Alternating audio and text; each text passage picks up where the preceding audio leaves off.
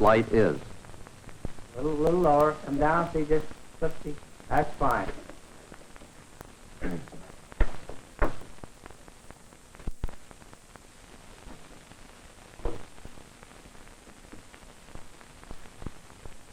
Here's a shadow of a hand cast by a small light source.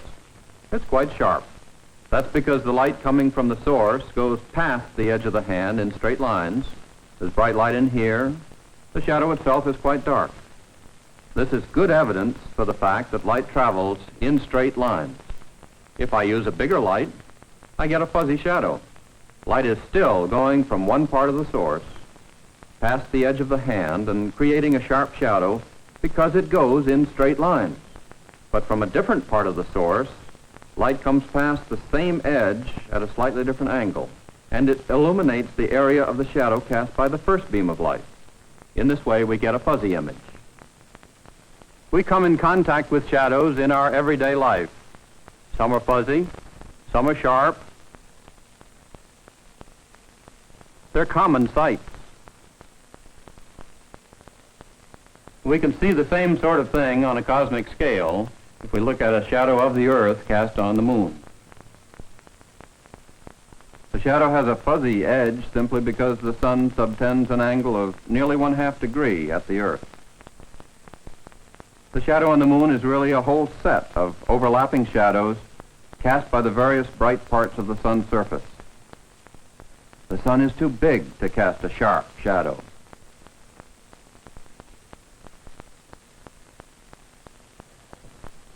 Now, how sharp can a shadow really be? In order to experiment with this, we need some progressively smaller light sources. I have 3 zirconium crater arcs here that are very good for this kind of work. This big fellow is awfully bright. It has a neutral density filter on the end of it here because I'm concerned really not with the intensities of these 3 lights, but with the sizes of the craters themselves. This one is a smaller crater, and this one is still the smallest of the bunch. In order to measure the size, the diameter of these craters, I'm going to put a lens in here and a piece of card on the end of the optical bench. Then if I turned on these lights and measured the distance from the craters to the lens, and then from the lens to the card, and then measured the size of each of the images on the card, I could compute mathematically just how big these are. I'm not going to do it because you wouldn't see it very well, but I have done it, and this one I know is 2 millimeters in diameter. This is 0.65, and this is 0.15. Now, I want to show you just how big these are by projecting the sources onto the film in the camera through the camera lens. In order to do this, I'll turn on the first. There it is. Now the second. There she goes. And the third one. There. You can see the relative sizes quite clearly, I'm sure.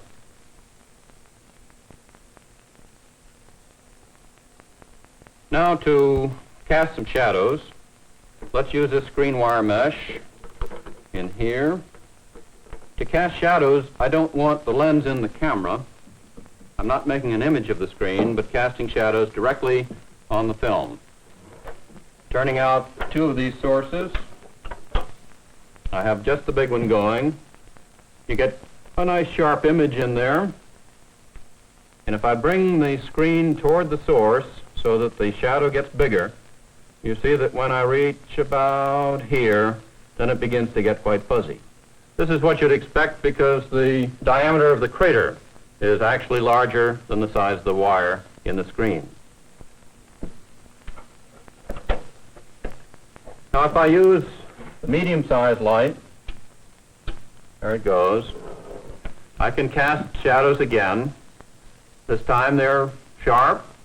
They stay sharp for a somewhat longer period. But when I get back about here, there, now they're starting to get quite fuzzy. And again, you'd expect this because even this source is fairly large compared to the size of the wire. Now the third experiment will involve using the smallest source of all. There it goes. There's the shadow on the film, just as we had before. It's quite sharp.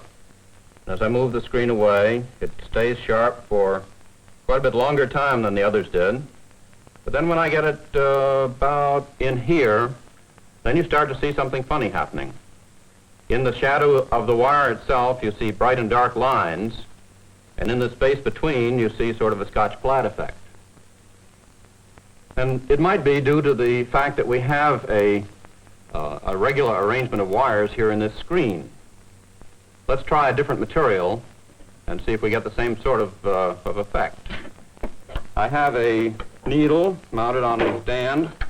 I can put this in front of the light source and cast a shadow on the film. You know what a needle looks like. There it is. It's a good, sharp shadow. As I bring it back toward the source so that the shadow is bigger, I get the same sort of effect. I begin to get bright and dark regions in the shadow of the steel around the eye of the needle. And in the eye itself, I get a sort of mixed up set of bright and dark lines. So, it's not the material or the arrangement of the material that does this. It must be a property of light itself. Now, you can see this sort of thing on your own by doing a simple experiment. I have one way of doing it right here. These are tongue depressors mounted so that they can be closed down and making a narrow slit right in between two of them. Any convenient light source will work. I have a simple one here that you might find available. It's called a showcase bulb, and I use it because it has a narrow filament.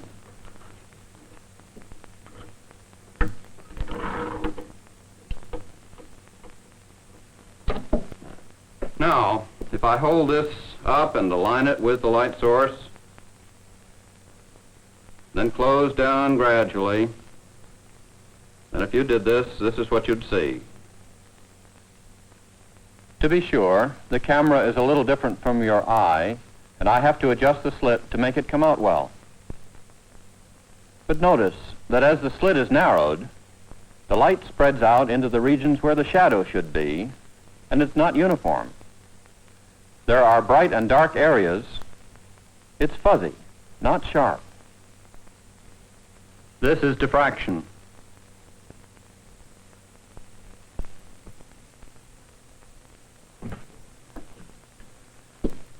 So you feel now that light doesn't travel in straight lines because you've seen it. But it all depends on what you mean. If you're looking for very small effects, hunting for minutiae, then it's true. Light doesn't travel in straight lines, and we've proved it. But as a first approximation, we can say that it does. The other effects are very, very small. We depend upon our belief that light travels in straight lines for all of the measurements that we make where we use light. I sight down a gun barrel to see if it's straight. We measure our fields and our forests by surveying, depending upon this same principle. We navigate our ships under the belief that light travels in straight lines. And yet you have seen that under the right conditions, light can bend a little bit. So let's look at some other experiments and see if we can find other ways in which it bends. Here's a beam of light going down this smoke box, traveling in straight lines. And I want to try to influence its path, change its path in three different ways. With this beam of light, or with a beam from this light source, with this charged rod, and with this magnet. This is a real strong magnet, and if anything should influence that beam of light, the magnet should. Of course, you probably don't believe these experiments will have any effect any more than I do, but let's try them anyway. If I take this card out of the beam here, then I get a push, or do I? I don't see any effect. This second beam, almost at right angles to the first, has no effect. The charge on this rod, as far as I can see, doesn't change the direction there, or there, or there. And this magnet, set on top, no effect. This way, no effect. No effect at all. So, none of these three outside agents had any effect on the direction of that beam of light. But if the light is going in that direction, in straight lines, then how do I see it up here? Obviously, the light must have been bent. The only thing that can do this is the smoke particles in the box. If you don't believe it, let's get rid of them.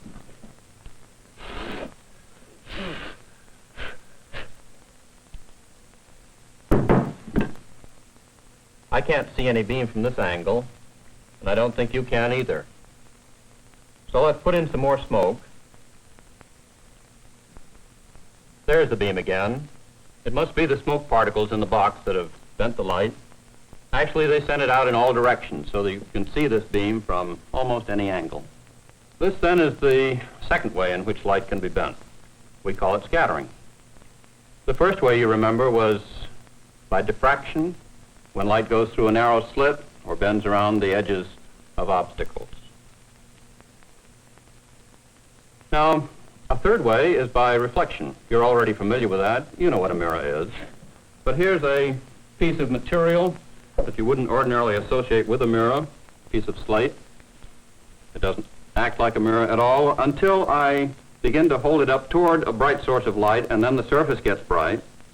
And when I get it up near grazing incidence, I can actually see the light source as though it were being reflected in a mirror. It's quite bright and clear and sharp. And when I come back down again, it disappears. Now, an ordinary mirror and this piece of slate are both opaque materials. Is this why they reflect? We can test that by using a piece of glass. You know glass already reflects because you've seen yourself in a window at nighttime. But if I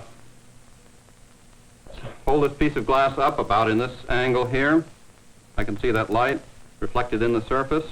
When I bring it up toward the light at grazing incidence, the reflection is quite bright again. And when I take it down, it's still acting quite a bit like a mirror.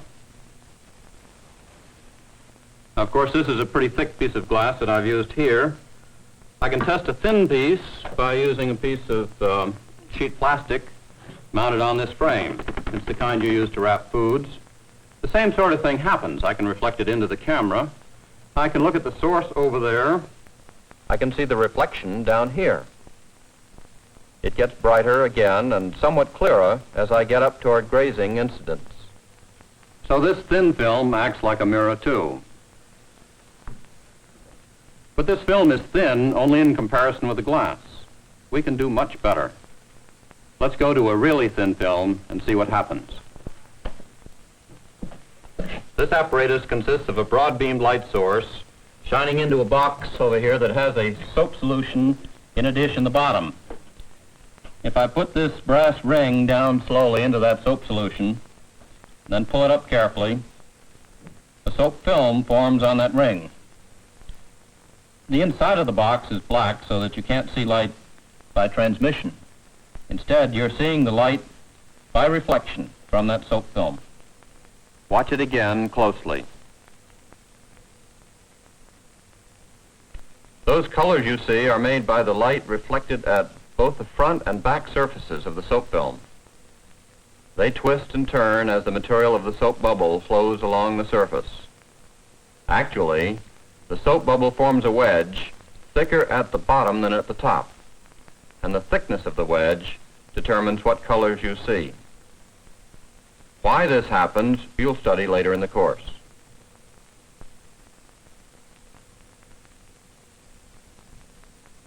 Notice the dark area at the top of the ring as the material flows down the bubble. If you think there isn't any soap film there, watch what happens when I stick it with a pin. There's a fourth way in which we can change the direction of a beam of light. This is by refraction. Here's an ordinary fish tank, about half full of water. I put in a little fluorescein dye to help us later in our experiment. A beam of light coming down along this top board goes in a straight line, but when it hits the water surface, it changes direction. It bends down into the water. Below the water surface, it goes in a straight line again. But this change in direction is what we mean by refraction. It's a very common occurrence, but it poses some interesting problems.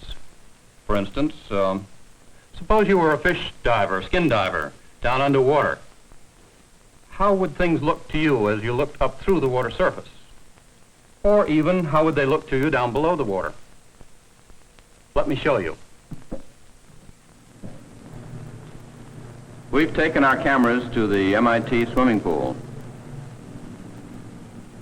Our cameraman has special breathing apparatus that allows him to stay underwater without releasing air bubbles that would disturb the surface.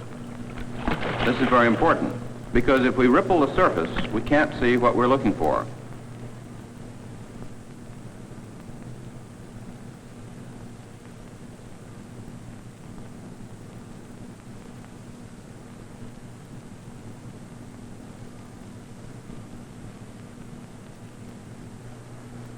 Let's start first by looking at the bottom of the pool.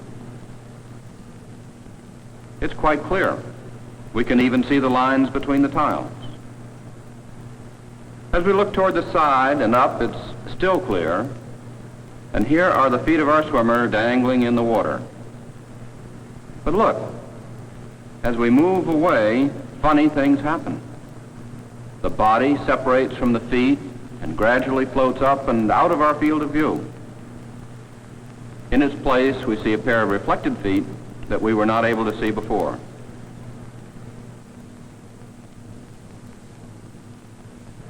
All right, let's put her back together again and find out what's happened.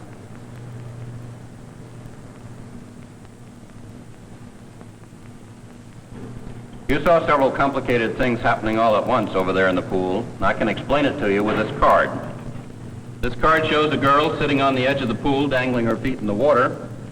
Originally, the camera was in this position, looking up toward the swimmer so that you saw her feet and her body above the water in about the normal position. But then the camera was pulled back toward here and tilted down a little bit to shoot over toward the swimmer in this direction. Now, some of the light coming from the top of her head came over toward the water surface this way and bent down toward the camera so that it seemed to be coming from up in the air. And some of the light from her legs came over almost parallel to the water surface until it hit and was refracted down into the camera so that her knees seemed to be up here. Her whole body seemed to float up in the air above the water. Let's try it again.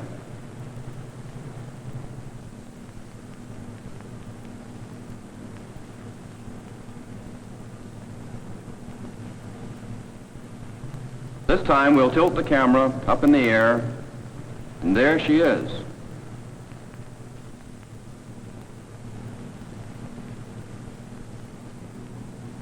It's a lot of fun to see what happens with a bunch of swimmers.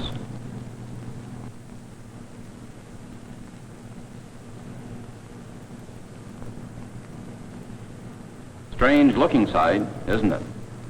Remember, if the diver is to see this, the water must be perfectly still. To show you some of the things that went on at the swimming pool under more carefully controlled conditions, let's go back to our fish tank. This time I have a mirror underwater so that the incident beam can be reflected from that mirror back up toward the surface. If I turn the mirror a little bit, then it reflects the beam up toward the water surface, and I see an emergent beam leaving the water, bending away from the perpendicular in the same way that the incident beam bends toward the perpendicular upon entering the water. By turning the mirror a little bit more, the emergent beam comes right straight up through the surface, showing no refraction at all. And turning the mirror a little bit more, I can put the emergent beam right on top of the incident beam so that they seem to be traveling along the same paths. Turning the mirror just a little more, and I begin to see a little reflection of light from the water surface down into the tank. A little bit more turn of the mirror, and the emergent beam completely disappears, and I see now a strong beam of light reflected at the water surface down into the tank. This we call total internal reflection. Now you can understand some of the things that happened down at the swimming pool.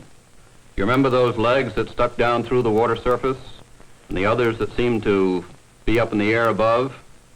We saw this pair of legs above by total internal reflection.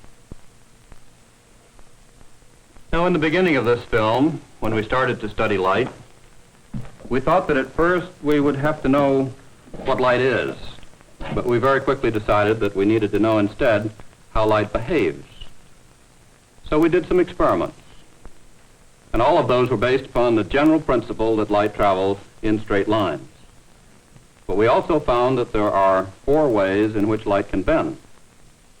These were diffraction, scattering, reflection, and refraction. Now I want to show you one more experiment. This is a carbon filament lamp that can shine through holes that I will punch in this card over onto this ground glass. If I poke one hole in there, then I get one image over here. 2 holes give me 2 images, and 3 holes give me 3 images. And I'm sure that you believe firmly that these images, these pinhole images, were formed because light travels in straight lines. But if I add just a single lens in the path of these rays of light, then I find out here on the ground glass only a single image. This is your clue to begin the study of ray optics.